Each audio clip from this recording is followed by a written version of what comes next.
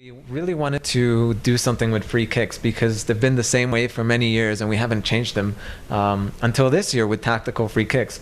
So the most interesting thing for me is actually being able to have all of these players around the ball, because when you watch real football you notice that it's not just one, it's usually not just two. Who's it's gonna kick, like right? You never know who's gonna kick, and now we have the ability to run over the ball, to fake a kick. So oftentimes when I'm playing and I'm defending, I usually know that if I jump with my wall, I can get higher, and then it'll probably block a free kick. Yeah. But now with the fake runovers, sometimes you'll jump the wall, but you'll be faked. Yeah.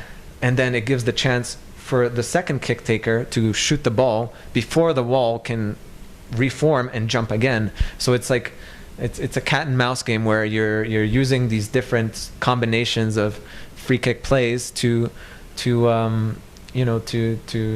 try and create a play where the defender doesn't really know what's going on, and to outwit your opponent. Obviously, if you have a really good free kick taker like Ronaldo or Messi, it's probably better just to shoot the ball. But if you're on a team that doesn't have a superstar like that, you might want a strategy now. Yeah, it's a different strategy now. You can try something else. You can scoop the ball up for a volley. You can run over it and pass there, or run over it and pass there, or you can do so many new things now that you weren't able to do in FIFA before. Right. There's something really new in FIFA 13 that it's implemented from FIFA Street, the dribbling system.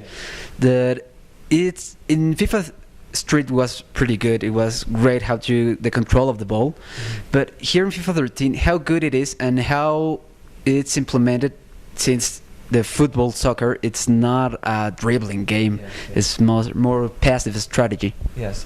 So we looked at FIFA Street. They had some very cool features around dribbling, and we took those ideas, but we implemented it in a way that was authentic to real football. So in real football, it's not about all those fancy tricks and like moving the ball like all around you. It's more about, what we found that was missing was being able to face your opponent in that one-on-one situation. So in previous FIFAs, you could only really dribble.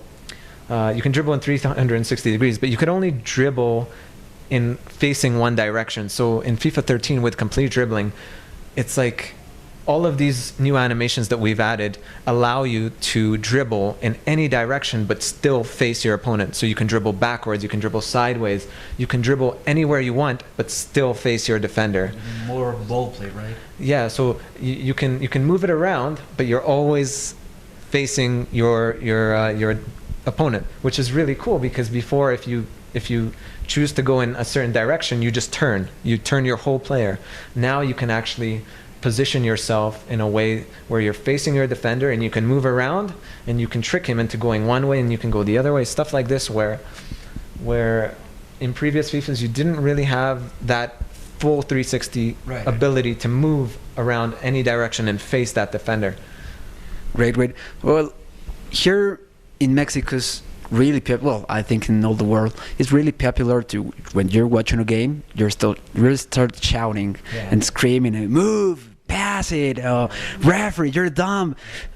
We can do that now, and with Kinect. Can you tell us a little bit how will this work? Yeah, so one of my favorite things about Kinect is I'm a player myself. I play football, and when we're on the field, you talk to your teammates. You say, hey, pass the ball, or shoot the ball, or there's a man on you, you need to pass the ball back to me, or turn and take the ball, or dribble. You always communicate with your teammates. And in FIFA 13 with Kinect, you can do the same thing. You can talk to your teammates. You can say, shoot the ball, or pass the ball, or man on, or all these things. You can communicate and tell them what to do without having to use your controller. So it's kind of cool. It's like being on a football field, or being a fan just watching TV. You're telling them what to do. You're getting emotional. You're into it, and sometimes you're into the game, right? Yeah, sometimes you go too far, and then you say something bad, and the referee will he'll understand that. He'll know if you're swearing, and he'll tell you, like, settle down, calm down a little bit. Keep it down. So it's cool. It's like it makes it more interesting for me. It's pretty cool.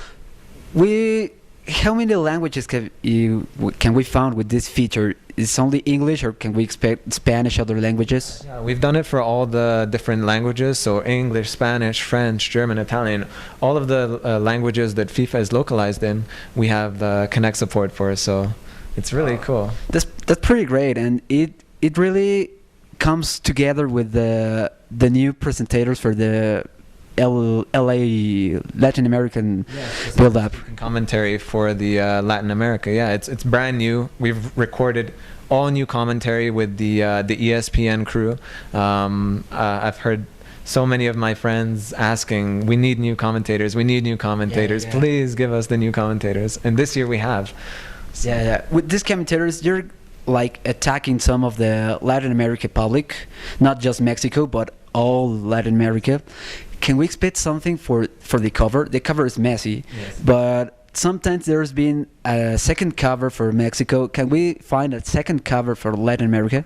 Yeah. So this year, I believe that we're just having Messi on the title on the game, just because I think he really is the best player. He's symbol, right? Yeah, he's like iconic. He's an inspiration to us all, and we decided just to have him because he's such a big name, and yeah, he's the star. So we just wanted to have Messi on there. Right. Well, a little bit about the Mexican league. We have a redesign of the league. Yes. It's changed. Can we find this change on the FIFA 13, or it's in the old style?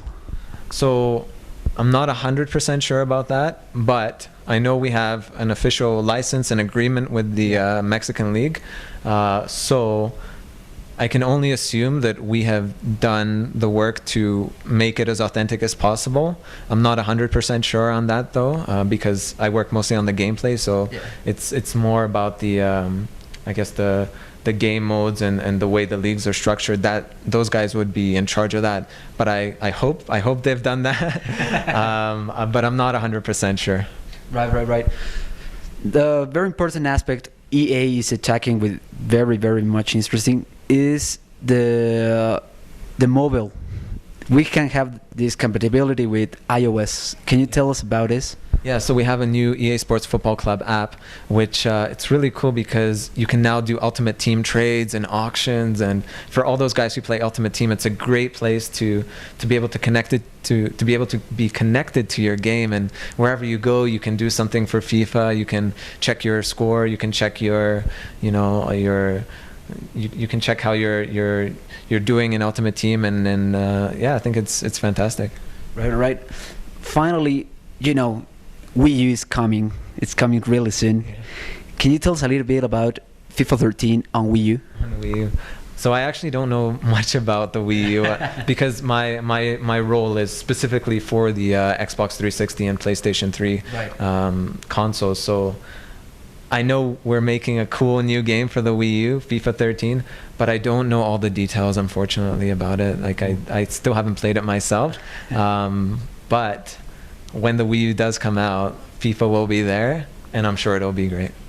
Right. Well, thanks very much, Kantcho. It's a really great information. Thank you. And let's hope for FIFA 13. Yeah, it's been a pleasure. It's been a pleasure, and I hope that everyone gets a chance to play the game when it comes out on September the 28th. I've had a chance to play it over the last few months and make it better and better, and I think it's a game that everyone will love. Muy bien, amigos de Game Over. Este fue Kantcho, Gameplay Producer, y nos vemos el siguiente.